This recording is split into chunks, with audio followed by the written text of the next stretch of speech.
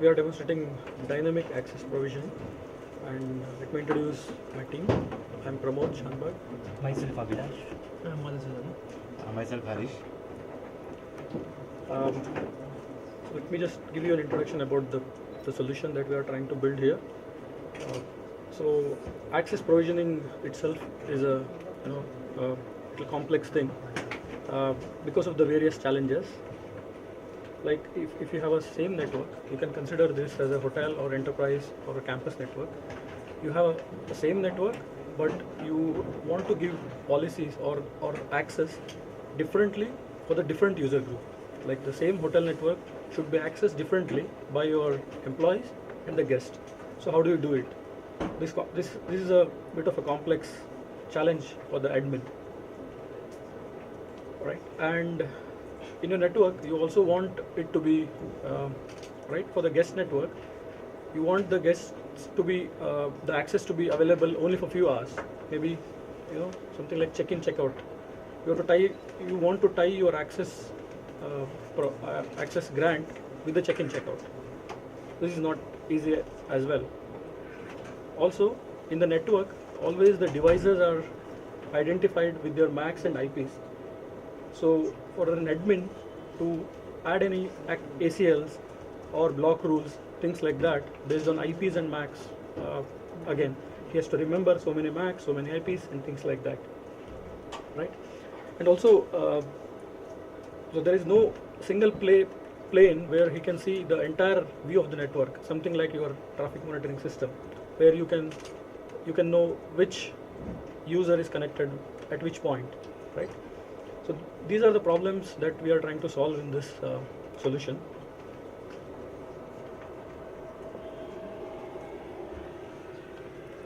So how we are trying to solve this is,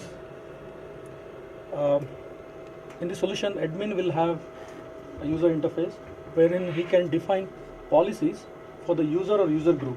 So he defines the access policies based on the user or user group, and when those users gets logged into the network, right, the policies, the predefined policies, the controller, the SDN application sitting on SDN controller would deploy those policies, those access policies onto the network, so that, right, depends on the user group, the access is granted. And also the application manages the grant expiry, something like your guest access expires in 1 day, right? So how this is done is, when the user logs in, I'll just show you so this is the solution architecture. So when the user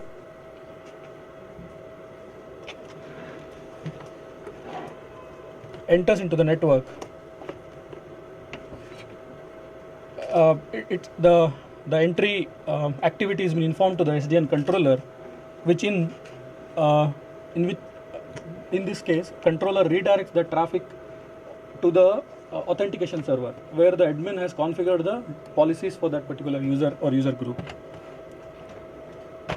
So the auth server will authenticate the user. So basically it's like your captive portal. It will redirect to a login page wherein user logs in with this credential.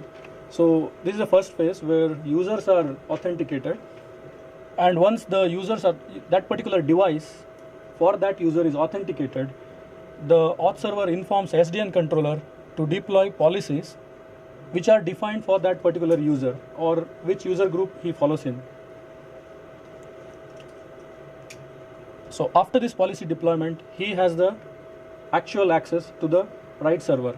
So with the same network, you could define a policy like your employees will have access to both your internal server as well as the external server, but the guest can only access external server, not internal.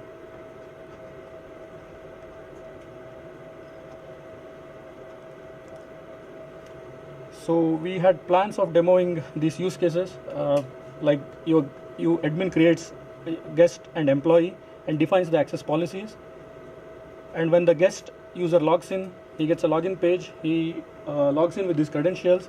So even though he has an access to the network, but he only has an access to the restricted part of the network. And whereas employee, when he logs in, he gets the complete access of the network. And also admin evicts a particular user, so he just deletes the guest user who has checked out from the hotel, right? And we could see that that particular login access is no more accessible. I mean, using that credentials, you can no more access the entire network. Unfortunately, our demo is not working. Yeah, some of the key takeaways from this, the solution that we are trying to build is basically the user-centric policies. So you can define the policies for the users, not for the MACs and IPs and things like that. So we are trying to reduce the admin's job here. And also you can tie up your policies with your access grant, something like your guests check-in and check-out. You don't have to monitor that after the guest checked out, all his access are still valid or not. You don't have to bother about that. And it's like the same network which can be accessed differently by employee or the guest based on his user group. And the solution that we have developed on Ryu controller, so we have tried to keep all the northbound REST APIs so that it is easily integratable with other solutions and apps and also extensible. Yeah, so because you get this entire central view of the network, so this can easily extendable to define your dynamic or programmable firewall. Something like you access entire network, entire internet, but some of the websites are not accessible for a particular duration of the time frame. And also currently we have implemented it for one user, one device, but it can easily be extendable for your BYOD cases, wherein same user can have multiple devices registered, and the policies for that user once defined is applicable for all his devices. Like you define a policy for John, and John's laptop, iPad, everything gets the same policy. So that's the idea, and that's the link for the project. Yeah. Stolen device identification. Would like to elaborate on that? Just if someone is forgot his phone somewhere, and whenever the stolen mobile came back to the network, so we can easily track it out. If the network is also enabled, so we can track it out that MAC address and we can easily identify. So this is one of the feature we need to think it up. Yeah, this is a very complicated project. This is not a. It does take a little bit more time. How much farther along did you come in completing this? I mean, I see that you have all the access login pages and some of those things here. So the authentication server part, which has to push the login page to the user, and it has to get that response and then The captive portal. Captive portal basically. So that piece itself is working. Okay. The only challenge that we are facing here is pushing those flows from Ryu controller to redirect. Okay. So that is not. What do you mean by redirect? That means. See, user logs in. Let's say there is internal server 1.30 that I'm trying to access. So that IP packet hits the controller, right? So controller pushes a rule saying any packet, any destination packet, it tries to redirect it to the authentication server. So it modifies the header, IP header and MAC. So the packet reaches the authentication server, and authentication server gives this is the login page to the user. Okay. So the idea is, even if I'm trying to access anything, I just get the login page. So. This we have validated using pushing the flows onto the switch directly, and the redirection was working. Just that with the entire, in entirety it is not working. We're just facing some challenges there. Is it because of? Can you do like a HTTP browser redirect kind of a thing, but using curl and some of those things, so that you can actually make it post messages, okay? Yeah. So that the client thinks that it's actually trying to do a post request. So we are just changing the TCP header. So what happens is, even though packet, I can just show you the flows that we are trying to push here. So what happens is, let's say 10.10 is trying to access 10.30, right? It will send the IP packet to 10.30, but the flow will modify it to 1020, which is your auth server. So the packet reaches there, and it sends a response right back. So the before delivering it to the client, we modify the source IP and source MAC. So the in the client stack, it thinks that okay, the packet has really come from the actual server. I think, okay, so here is another thought for you. I think you need a little bit of, you have to do a little bit of homework. In OpenFlow 1.2 onwards, we have the concept of multiple tables. Yep. Okay, so the way that we would want to think about it is, instead of just using everything through redirects and everything, use the concept of multiple tables, wherein if you see that, hey, the packet has come in, it did some work, okay, and now the next thing in the workflow is an authentication server. If you're in table 3, when you found out, okay, table 4 probably is the authentication server. Say, go to this rule in table 4. Once that thing comes back, Yeah. It's then like your correct. Then SFC either you kind might of go a to thing. table 6 or you might go to table 8, depending upon the actions. Correct. Okay, that's how you may have to do the match action. Correct. Okay, and in that way, what is really happening? If you do it that way, It's like your function chaining. correct. It is workflow. Yeah. Okay, but on the switch, I think you will also see that your man-in-the-middle attacks can come down. Okay, there's a possibility. I'm not 100% sure. Okay, because you have to get all of these things right. Plus, the chattiness on the web traffic, because you're going back and forth. I mean, there is a lot of HTTP transactions going back and forth. I think it will probably be cut in half, if I'm not mistaken. Okay, a very good possibility. I think that's the way that you would want to approach it.